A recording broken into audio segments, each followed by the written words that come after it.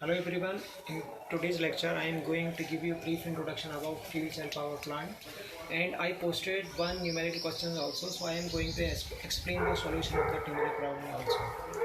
So first of all, consider what is a fuel cell power plant. So in this I have drawn a block diagram of a fuel cell power plant. The title is Fuel Cell Based Electricity Generation Scheme. It basically indicates block diagram or a general scheme of a fuel cell power plant. The important blocks here shown are fuel processing unit, fuel cell module, electrical power conditioner, switchgear and power supply, and control unit. So what does a fuel processing unit do?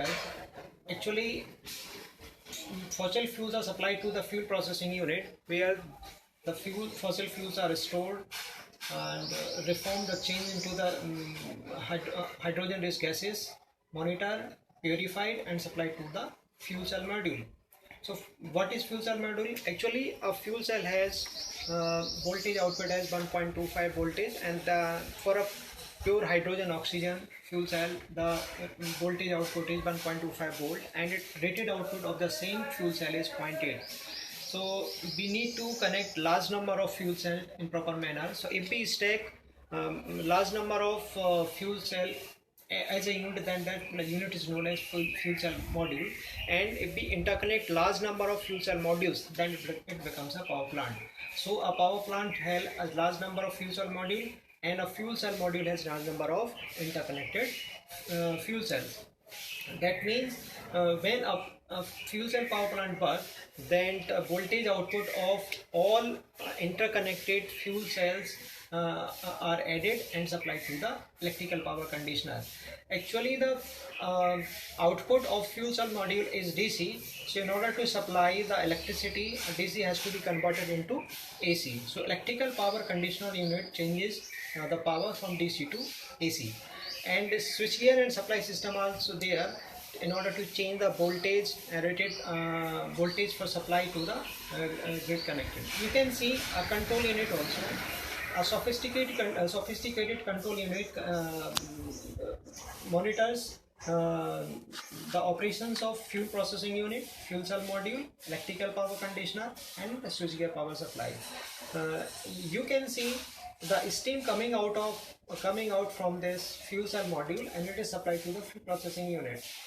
In a hydrogen oxygen fuel cell, the only output is the water at high temperature. That can be steam also. Steam can also be further used.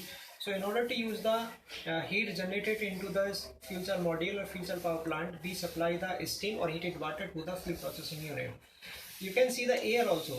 A fuel cell needs two types of gases: hydrogen as a fuel gas, or hydrogen gases as a fuel cell, and oxygen or air as oxidant. So air can be taken from the atmosphere to supply for this fuel cell. The air and hydrogen rich gases can be supplied by a single connection to large number of interconnected fuel cells in a power plant, and similarly the output of the fuel cell power plant can be taken and supplied to the fuel processing unit. So this is the brief description about a fuel cell power plant. Now come to the solution of the numerical. I gave you numerical, and the reactions taking place at anode and cathode are also there. Anode reaction was CS3OH plus H2O. This gives CO2 plus 6 numbers of positive hydrogen ions and 6 numbers of electrons. That means the reaction which took place at anode gives 6 number of positive hydrogen and 6 number of electrons. These are supplied to the cathode, and where 1.5 moles 3 by 2 moles of the oxygen reacts with reacts with hydrogen positive ions and electrons and produces water or H2O. The question was, we have to determine flow rate in kilogram per hour of methanol. CS3OH is methanol. So we have to determine the flow rate of methanol as fuel and oxygen as oxidant for a rated power output of 100 kilowatt.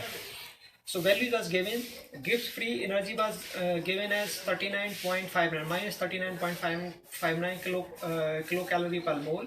It can be converted into kilojoule by multiplying this quantity by 4.2. So if you multiply 39.59 by 4.2, you will get 166.28. So Gibbs free energy del G is minus 39.59 kilocalorie per mole, or we can see it is minus 166.28 kilojoule per mole. Similarly, the change in enthalpy was given as minus 56.8 kilocalorie per mole. If we multiply this quantity by 4.2, we will get the change in enthalpy as minus 238.56 kilojoule per mole. Yesterday we solved, we derived a formula for the efficiency of fuel cell. In that case, we have written that change in work or work done by the fuel cell is given as minus of this Gibbs free energy. So if we put the value, then work done by fuel cell will be equal to 166.28 kilojoule per mole, which we have calculated previously. Now this 166.28 kilojoule per mole, or if we divide it by time, taking the unit of time as second, then this kilojoule per second will be kilowatt. So we have written the work done or power output as 166.28 kilowatt. That means 166.28 kilojoule per second will be 166.28 kilowatt. Now this 166.28 kilowatt power is obtained by 1 mole of CH3OH, 1 mole of the methanol, and 3/2 mole, that means 1.5 mole of the oxygen. So 1 mole of CH3OH is equal to 32 gram per second, because this is power and it is per unit time per second. So how it comes as 32 gram per second? Actually, the atomic number of carbon is 12, for hydrogen it is 1, and for oxygen it is 16. So if we add all these things, 12 plus 3 plus 16 plus 1, so it comes as 32. So 1 mole of CH3OH, so methanol, will be equal to 32 gram per second. Similarly, 1.5 mole of oxygen will be equal to 1.5 multiplied by 32, 16 into 2, 32, it comes as 48 gram per second.